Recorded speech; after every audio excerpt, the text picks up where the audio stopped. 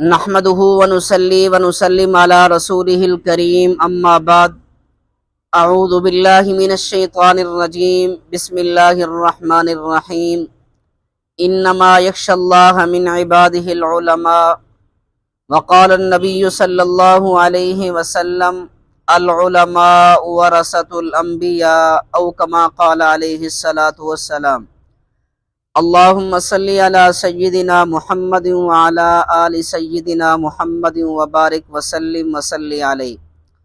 انتہائی قابل قدر سامعین کرام، اللہ رب العزت نے اس آیت مبارکہ میں علماء کی عظمت کو بیان فرمایا، ایک عالم کے مقام و مرتبہ اور اس کی عظمت و شان کو بیان فرمایا ہے۔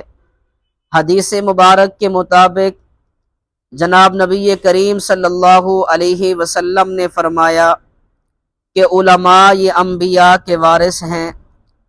قرآن و حدیث کا مطالعہ بتاتا ہے کہ انبیاء وراثت میں مال جائیداد، بینک بیلنس، جائیداد یہ نہیں چھوڑتے، بلکہ انبیاء کی وراثت یہ علم ہوتا ہے، اور علماء علم کے وارث ہیں۔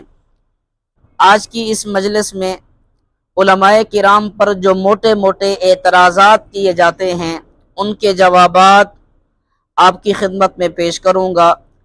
پہلی بات تو یہ ذہن نشین فرما لیں کہ دین کے مختلف شعبے ہیں۔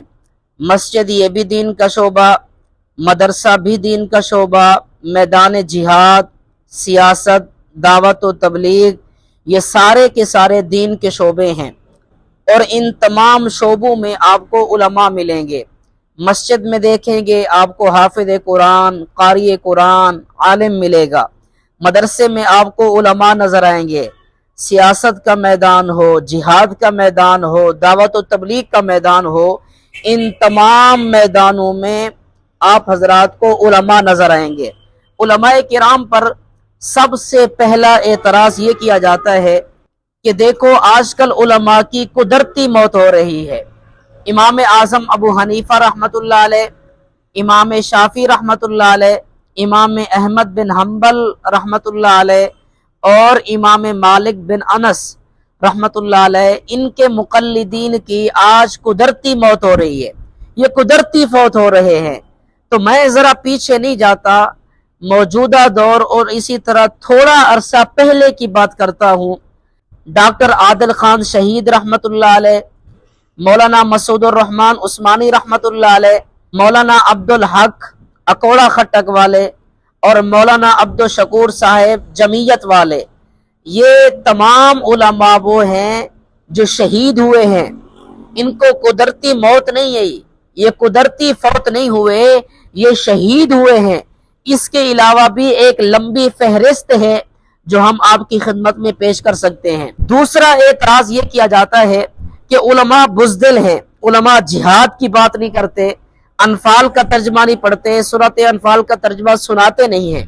تو پہلی گزارش تو یہ ہے، درس نظامی کے اندر سورۃ انفال کی تفسیر، اس کا ترجمہ یہ تمام طلباء کرام کو پڑھایا جاتا ہے، اور اسی طرح جس کا ترجمہ پڑھ کر آج تو بات کر رہا ہے یہ بھی تو کسی عالم کا لکھا ہوا ہے، یہ بھی تو کسی عالم نے تحریر کیا ہے۔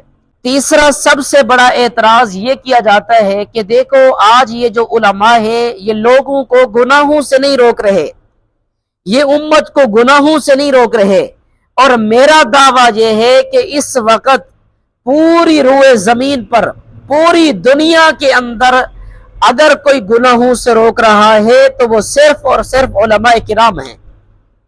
مساجد، مدارس، خانقاہیں، دعوت و تبلیغ، یہ تمام چیزوں کا وجود ہی اس بنیاد پر ہے کہ لوگوں کو غلط راستے سے نکال کر اللہ کے راستے پر، صراط مستقیم پر چلایا جائے۔ مولانا طارق جمیل صاحب نے کتنے بندوں کو کلمہ پڑھا کر مسلمان کیا ہے۔ پیر ذوالفقار احمد نقشبندی دعوت برکاتہم العالیہ نے کتنے بندوں کو کلمہ پڑھا کر مسلمان کیا ہے۔ اس کے علاوہ بھی ایک لمبی فہرست ہے کہ کتنے ایک علماء ہیں کہ جنہوں نے غیر مسلموں کو مسلمان بنایا ہے، کافروں کو دین پر لائے ہیں۔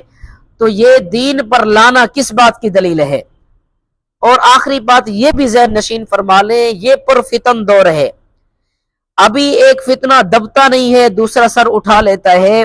ایسے پرفتن دور میں علماء کرام کے ساتھ تعلق کا بحال ہونا یہ بہت ضروری ہے۔